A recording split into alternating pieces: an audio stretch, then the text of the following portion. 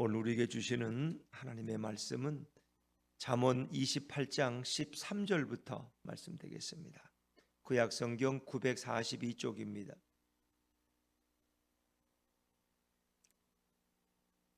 구약성경 942쪽 잠언 28장 13절부터 마지막 절까지 말씀입니다. 13절부터 저와 여러분이 한 절씩 교독하십니다. 자기의 죄를 숨기는 자는 형통하지 못하나 죄를 자복하고 버리는 자는 불쌍히 여김을 받으리라. 항상 경외하는 자는 복되거니와 마음을 완악하게 하는 자는 재앙에 빠지리라. 가난한 백성을 압제하는 악한 관원은 부르짖는 사자와 주림 곰 같으니라. 무지한 치리자는 포악을 크게 행하거니와 탐욕을 미워하는 자는 장수하리라. 사람의 피를 흘린 자는 함정으로 달려갈 것이니 그를 막지 말지니라. 성실하게 행하는 자는 구원을 받을 것이나 굽은 길로 행하는 자는 곧 넘어지리라. 자기의 토지를 경작하는 자는 먹을 것이 많으려니와 방탕을 따르는 자는 궁핍함이 많으리라. 충성된 자는 복이 많아도 속히 부하고자 하는 자는 형벌을 면하지 못하리라. 사람의 낯을 보아 주는 것이 좋지 못하고 한 조각 떡으로 말미암아 사람이 범법하는 것도 그러하니라. 악한 눈이 있는 자는 재물을 얻기에만 급하고 빈궁이 자기에게로 임할 줄은 알지 못하느니라. 사람을 경책하는 자는 혀로 아첨하는 자보다 나중에 더욱 사랑을 받느니라. 부모의 물건을 도둑질하고서도 죄가 아니라 하는 자는 욕심이 많은 자는 다툼을 일으키나 여호와를 의지하는 자는 풍족하게 되느니라. 자기의 마음을 믿는 자는 미련한 자요 지혜롭게 행하는 자는 구원을 얻을 자니라. 가난한 자를 구제하는 자는 궁핍하지 아니하려니와 못본 채 하는 자에게는 저주가 크리라. 악인이 일어나면 사람이 숨고 그가 멸망하면 의인이 많아지느니라. 아멘. 할렐루야. 네, 이 새벽에 나오신 여러분이 우리 주님의 축복과 은혜가 함께하기를 간절히 바랍니다. 자, 오늘 잠언 28장 이 후반부는 계속해서 죄와 탐욕에 대해서 또 가난한 자에 대한 배려에 대해서 우리에게 말씀해 주고 있습니다. 죄라는 것은 마음에 품고 있으면 안 되는 거죠. 죄는 가까이 할수록 위험한 것입니다. 죄는 버릴수록 좋고 마음에 품지 않으면 좋고 우리가 범죄하면 즉시 자백하고 회개할 때 하나님은 우리에게 복을 주신다라고 말씀합니다. 그래서 이 탐욕이라는 것도 결국은 그 근원이 뭡니까? 죄로부터 오는 것이죠. 우리가 늘 지나친 탐욕을 가질 때, 욕심을 가질 때 우리는 그릇된 결정을 하고 그릇된 길로 갈 수 있어요. 오늘 잠언서의 말씀은 13절부터 죄와 탐욕에 대해서 우리에게 경계의 말씀을 주고 있는데, 자, 우리 13절 말씀을 다시 한번 읽어보시죠. 13절입니다. 시작. 자기의 죄를 숨기는 자는 형통하지 못하나 죄를 자복하고 버리는 자는 불쌍히 여김을 받으리라.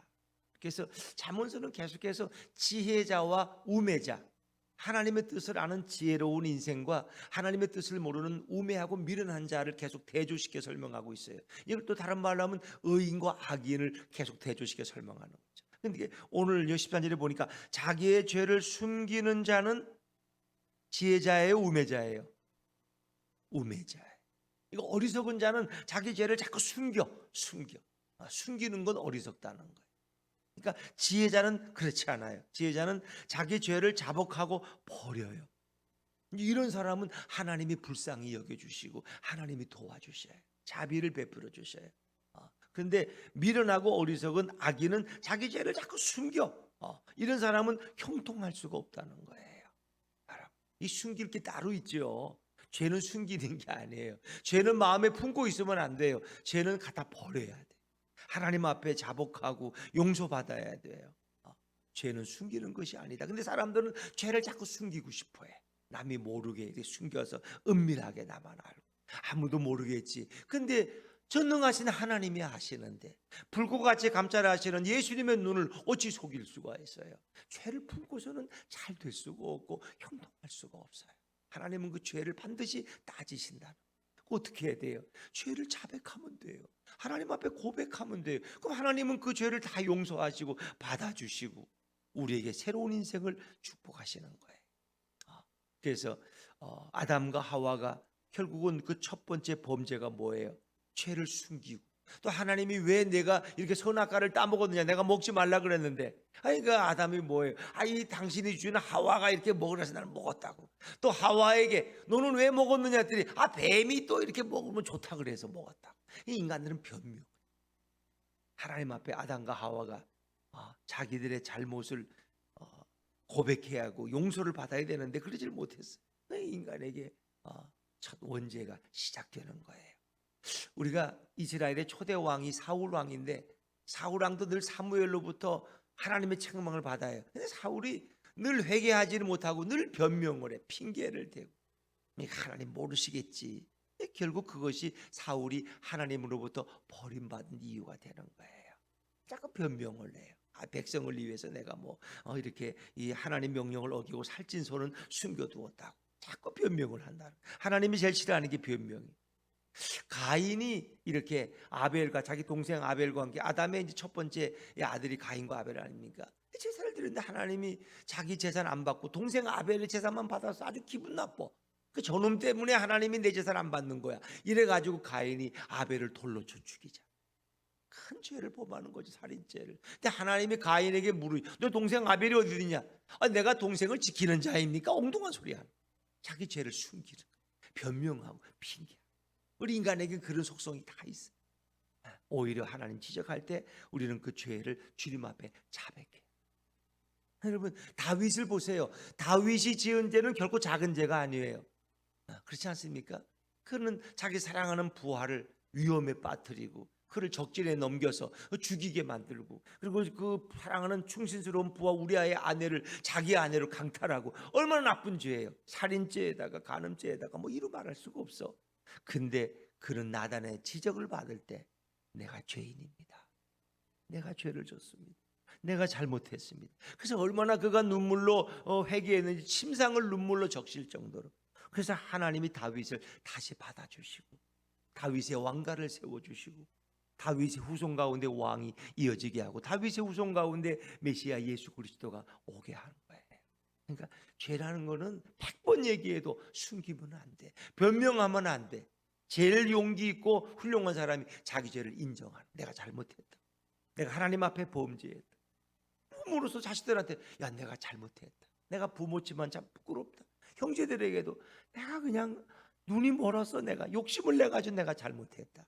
이렇게 사람들에게서도 회개하고 용차보고 하고 하나님 앞에서도 용서함을 받는 사람이 가장 지혜로운 인생이다. 그래서 자기 죄를 숨기는 자는 형통하지 못해. 잘 되는 게 없어. 안 돼. 그러나 죄를 자복하고 버리는 자는 불쌍히 여김을 받고 형통함을 입을 줄로 믿습니다. 성경은 바로 그 얘기를 합니다. 지혜로운 자는 죄를 언제든지 고백하고 하나님 앞에 내어놓는. 시편 32편 5절에 보니까 내 허물을 여호와께 자복하고 주께 내 죄를 아뢰고 내 죄악을 숨기지 아니하였더니 곧 주께서 내 죄악을 사하셨나이다. 이게 다윗의 고백. 다윗은 그 죄를 숨기지 않고 주님 앞에 내어놓았더니 주님이 다 용서해 주셨다는 거예요. 우리가 28장 1절에도 죄에 대한 문제로 오늘 잠언은 시작되는데 뭐예요? 악인은 쫓아오는 자가 없어도 도망간다는 거예요. 28장 1절에 보니까 악인은 쫓아오는 자가 없어.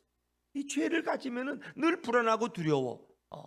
이 마음에도 근심이 생겨.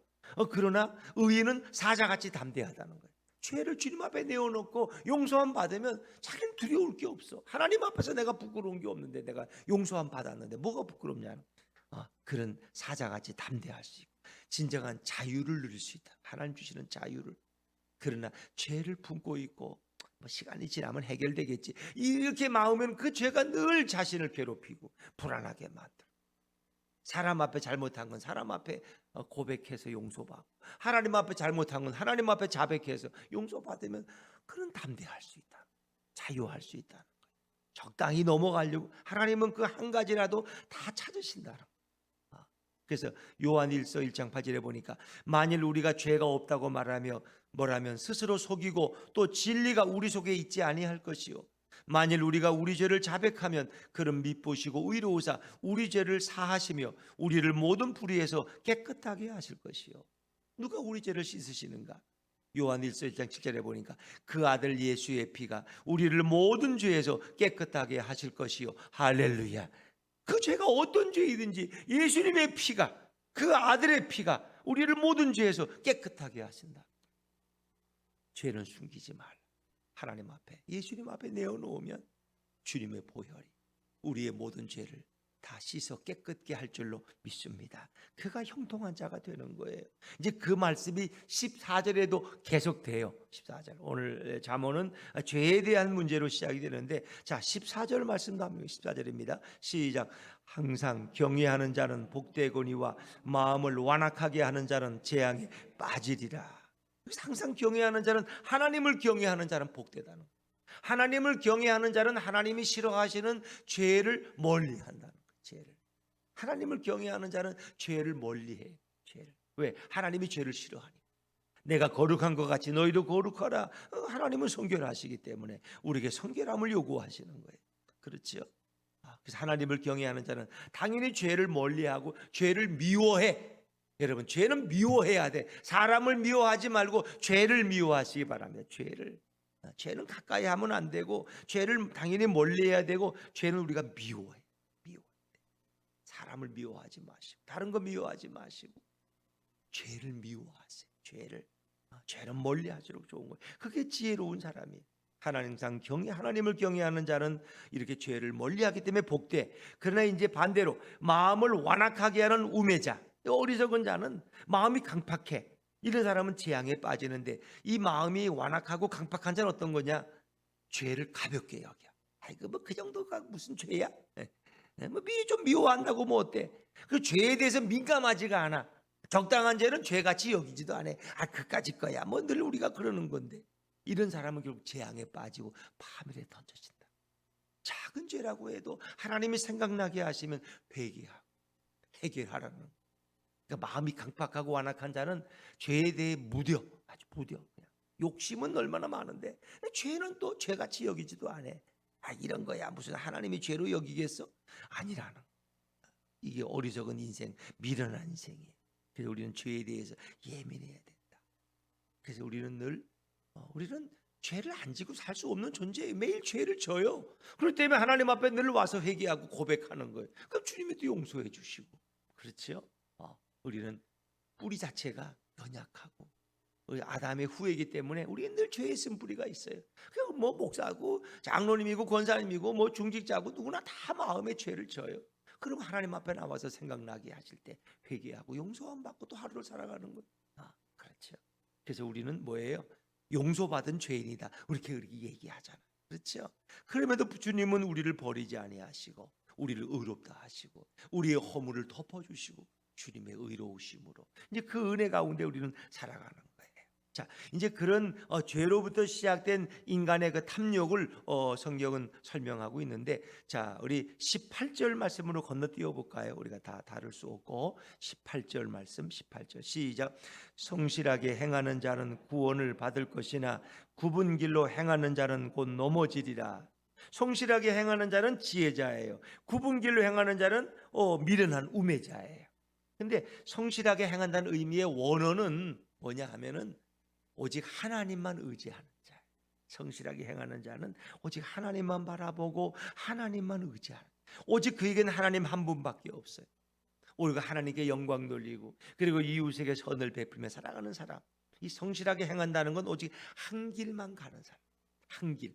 오직 주님만 섬기고 주님만 예배하고 주님만 찬양하는 자가 성실하게 행하는 자. 이런 사람은 하나님이 어떤 어려움 속에 있어도 하나님이 구하시고 돌봐주시고 하나님이 인도해 주세요. 역경에서도 하나님이 구원해 주세요. 하나님만 바라보는 사람. 그런데 이제 반대로 안 되는 어리석은 자가 있어요. 뭐예요? 18절에 후반절에 굽은 길로 행하는 자는 곧 넘어지리라. 이 굽은 길로, 옛날 성경은 사곡하게 행하는 자. 이건 두 마음이야, 두 마음. 이건 하나님을 섬기고 세상도 섬기고, 하나님도 섬기고 환락과 쾌락도 섬기고, 이 두 마음을 품은 자, 하나님은 두 마음을 품은 자는 제일 싫어해. 양다리 걸친 자, 한 다리는 세상에, 한 다리는 이렇게 주님께 거치고 살아가는. 그래서 엘리야는 뭐예요? 너희가 한쪽을 택하라는 거야, 한쪽을. 하나님께, 세상에 양다리 걸치지 말고 너가 섬길 자를 오늘 택하라. 섬길 자를. 세상을 섬길 것이냐, 하나님만을 섬길 것이냐. 이 구분길로 행하는 자는 두 마음을 가진 자, 이중적인 길을 가는 자예요. 하나님과 재물, 그리고 하나님과 세상의 쾌락, 두 주인을 섬긴 자는 결국 넘어지고 만다. 이건 미련한 자의 죄로 인한 욕심이야. 세상의 쾌락을 잊지 못해서 세상의 물질의 욕망 때문에 결국 그 길을 가는 자는 결국은 하나님께 버림받고 만다. 두 주인을 섬기지 말라는 거예요. 이제 그 말씀이 이어지는 것이 우리가 19절 말씀이에요. 19절 바로 앞에 말씀 또 이어보죠. 시작. 자기의 토지를 경작하는 자는 먹을 것이 많으려니와 방탕을 따르는 자는 궁핍함이 많으리라. 자기의 토지를 경작하는 건 뭐 부자라서 자기 땅을 한다는 의미라기보다는 자기 남의 땅을 지는 소작농일지라도 성실하게 일하고 성실하게 경작하는 자는 결국은 수확할 것이 많고 하나님이 복을 주신다는 거예요. 그래서 늘 먹을 게 풍부하다는 거예요. 근데 반대로 방탕을 따르는 자는 궁핍함이 많다. 이 방탕이라는 건 뭐예요? 노력을 다하지 않고 많은 걸 얻기 원하는 어떤 이 환락만 추구하고 게으르고 자들, 이런 자들은 궁핍함이 온다는 거예요. 이거는 일하지 않고 잘 먹고 잘 살기를 바라는 자를 방탕한 자라. 놀기 좋아하고 그러면서도 어떻게 쉽게 돈을 벌기 원하는 자들, 이게 방탕한 자들이에요. 이 자들은 우매한 자들이고 결국은 늘 가난하게 살 수밖에 없다는 거예요. 그래서 하나님을 경외하는 지혜자는 성실하게 살고 하나님이 그에게 풍성함을 주시지만 늘 쉽게 벌기를 원하는 자들, 게으르고 악한 자들은 결국은 궁핍한 가운데 던져지고 만다. 그래서 이제 죄가 우리 마음에 올 때 우리 마음에 탐욕이 있어요. 탐욕을 경계하는 거예요. 욕심을 경계하는, 성실하지 않게 잘못된 방법으로 많은 부를 축적하는 것은 다 하나님을 떠난 방법인 경우가 많다는 거예요. 그래서 이제 여기에 대한 연속된 말씀이 또 20절 말씀인데 20절을 읽어보면 더 이해가 잘 되겠죠. 20절입니다. 시작. 충성된 자는 복이 많아도 속히 부하고자 하는 자는 형벌을 면하지 못하리라. 충성된 자는 하나님 앞에 충성된 자, 하나님 앞에 충성되고 하나님 앞에 신실한 자, 하나님에 대한 이웃에 대한 의무를 다하는 이런 신실한 자는 하나님이 늘 복을 주시고 잘 되게 하시고 형통하게 하신다. 근데 이제 반대로 어리석은 인생이 있는데 뭐예요? 속히 부하고자 하는 자, 빨리 돈 벌고 싶어하고 빨리 잘 되고 싶어하는 자, 속히 일확천금을 노리는 자. 그래서 수단과 방법을 가리지 않아. 하나님의 방법이 아니더라도 상관없어. 뭐 나쁜 방법을 써도 돈만 벌면 돼. 이런 부의 축적에만 욕심이 눈에 어두운 자, 이런 자는 결국은 형벌을 면하지 못한다. 이 반칙을 사용하고 하나님께서 결국은 그를 징계하신다는 거예요. 그러니까 이 모든 것은 다 뭐예요? 이 탐욕은 죄로부터 왔다는, 남보다 더 많이 가져야 된다는 지나친 욕망이 수단과 방법을 가리지 않고 하나님의 방법을 떠나서 이렇게 할 때 하나님은 그에게 복을 주시지 않고 오히려 그에게 징계하고 심판하신다. 그래서 오늘 잠언 28장의 후반부는 주로 욕심에 대한 지나친 탐욕을 경계하라. 이제 결국 이 모든 뿌리가 죄죠. 그래서 죄를 멀리하라는 거예요. 죄를 숨기지 말라는 거예요. 자, 25절도 같은 유형의 말씀인데 좀 건너뛰겠습니다. 25절 시작. 욕심이 많은 자는 다툼을 일으키나 여호와를 의지하는 자는 풍족하게 되느니라. 뭐 집안에서 뭐가 좀 유산이 있어 나눠도 욕심이 많은 형제는 꼭 다툼을 일으켜. 더 가지려고 그냥 그렇게. 그래서 자꾸 다툼을 일으켜. 좀 너가 더 갖고 너가 좀 자식들 많이 키우니까 나는 우리 애들 다 공부했는데 네가 좀 더 가져가라, 좋은 거 좀. 이렇게 서로 양보하면 다툴 일이 없는데 욕심 많은 형제들은 늘 다퉈. 그게 바로 죄로부터 욕심이 오는. 욕심이 잉태한 즉 죄를 낳고 죄가 장성하면 뭐예요? 사망을 낳는. 욕심, 이 탐욕을 경계하라. 이 다 죄의 뿌리라는 거죠. 그러나 25절에 보니까 후반절에 여호와를 의지하는 자는 풍족하게 되느니라. 하나님만을 의지하고 하나님만 믿고 신뢰하는 자는 하나님이 물질에도 풍성함을 주시고 영적인 복도 주시고 마음의 평안도 주시고 하나님이 모든 것을 다 부어주신다는 거예요. 우리는 지나치게 욕심 부리지 말아라. 그건 다 죄의 뿌리 가운데 시작해서 그런 사람은 자꾸 다툼을 일으키는 거예요. 오직 우리는 여호와께 맡기라. 의지한다는 건 하나님께 내 인생을 맡기는 거예요. 물질을 주시는 분도 하나님이시고 건강을 주시는 분도 하나님이시고 모든 걸 주관하시는 분이 하나님이신데 내가 하나님만 의지하면 하나님이 다 알아서 인도해 주시지.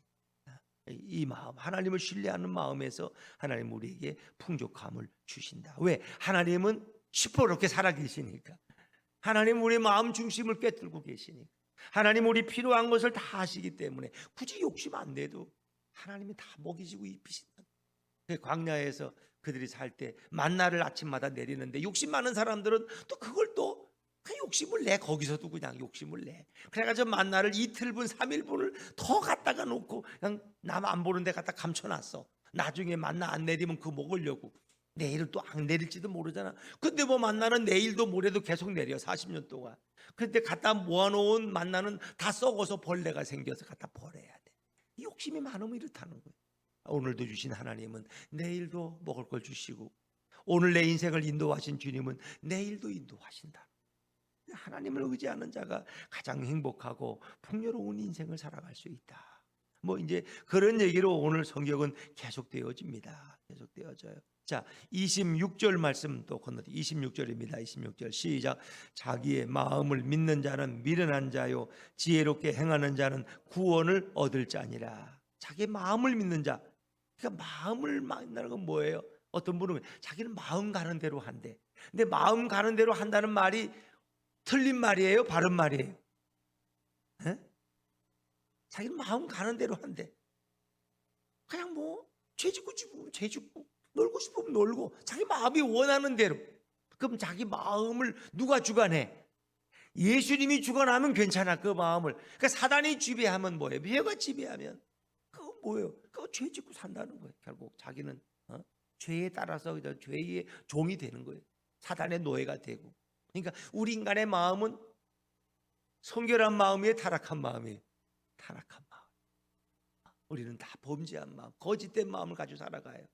그래서 하나님은 예수님께서도 어제 우리가 주일날 다룰 때도 우리 인간의 그 마음이 뭘 담고 있는지 알아. 예수님께서 사람의 마음을 다 아시기 때문에 사람에게 자신을 의탁하지 않으셔. 우리 마음이 얼마나 가증스럽고 얼마나 부패한지 우리 예수님은 다 아시고. 그렇기 때문에 인간을 늘 긍휼히 보시는 거예요. 자기 마음을 믿는 자는 미련한 자다. 왜? 이 마음 자체가 타락한 마음이고 거짓된 마음이기 때문에 이 마음을 믿을 수 없어. 어떤 사람은 자기도 자기 마음을 모르겠대. 어제는 그렇게 하셨는데 왜 오늘도 이렇게 하고 싶은지 자기도 모르겠대. 자기 몰라. 어제는 그 사람이 그렇게 좋았는데 오늘은 왜 이렇게 그 사람이 미워지는지 자기도 모르겠대. 그게 인간의 마음이야. 근데 그런 마음을 어떻게 믿어요, 여러분? 조변석에 아침이 다르고 저녁이 다른데 오늘은 그렇게 좋았는데 내일은 그렇게 미워 죽겠어. 그냥 그게 인간의 마음이야. 근데 어떻게 그런 마음을 의지하고 믿어요? 인간의 마음은 믿을 게 못돼. 그래서 우리는 뭐예요? 늘 주님의 뜻을 물어야 돼. 주님이 원하시는 게 뭡니까? 예수님 제가 어떻게 하면 좋을까요? 그럴 때 주님이 바른 길을 인도해 주시는 거예요. 자기 마음은 믿을 바가 못했다.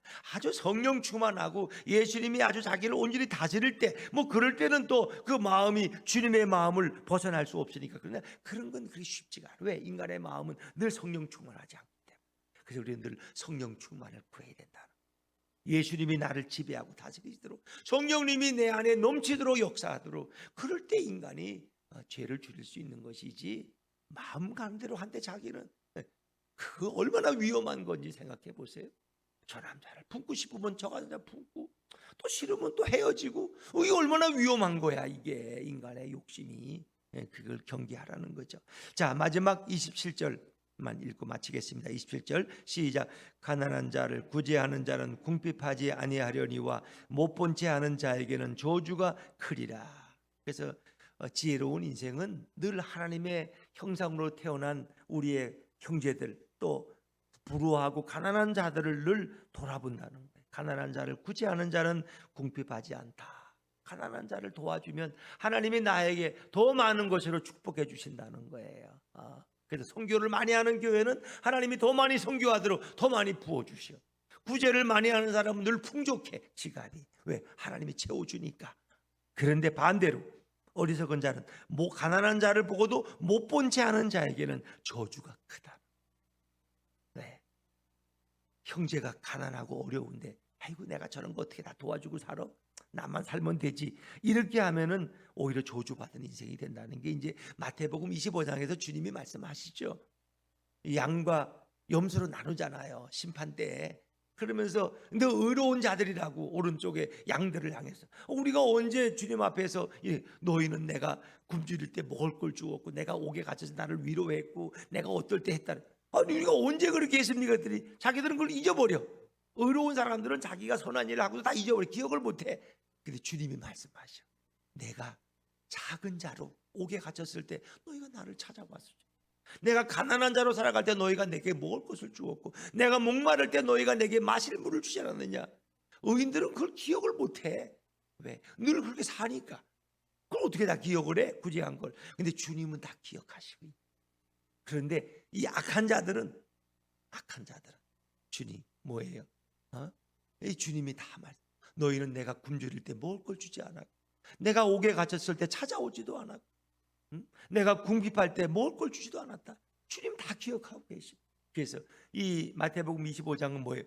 너희가 가난한 자에게 한 것이 곧 나에게 한 것이다. 가난한 자에게. 왜? 그도 하나님의 형상대로 지음받은 존재인데 왜 그를 너가 미워하느냐? 왜 그를 너가 정죄하느냐? 왜 너가 그를 못 본 채 하느냐? 그렇게 하지 말라는 거예요. 외로운 자가 있으면 친구가 되어주고 궁핍한 자가 있으면 주님을 섬기듯 그를 섬기라는 거예요. 그래서 성경의 마태복음 25장에도 그렇지만 성경에 자주 등장하는 말씀이 선한 일을 행한 자는 생명을 얻기 위해서 부활하고 악한 일을 행한 자는 심판을 받기 위해서 부활한다는 거예요. 주님은 오늘도 우리를 살피고 계신다. 그래서 너희가 물질을 어떻게 사용해야 되느냐, 지나친 욕심을 내지 말아라. 주님을 의지하는 자는 주님이 풍족하게 채워주시고 늘 이웃에게 선을 베풀며 살아가라. 그것이 주님이 돌보시는 하나님의 백성의 모습이다라고 말씀하고 있습니다. 죄는 벌이라는 것입니다. 죄로부터 욕심이 오고 탐욕이 오면은 우리는 죄의 노예가 되는 거예요. 오늘 여호와를 의지하는 사람은 주님이 풍족하게 인도하십니다. 주님이 그 마음에 평화를 주십니다. 오늘도 예수님을 내 인생의 주인으로 모시고 내 마음이 아니라 주님의 뜻을 따라 살아가는, 주님의 말씀에 순종하며 나아가는 저와 여러분이 되시기를 주의 이름으로 축원합니다. 기도하겠습니다.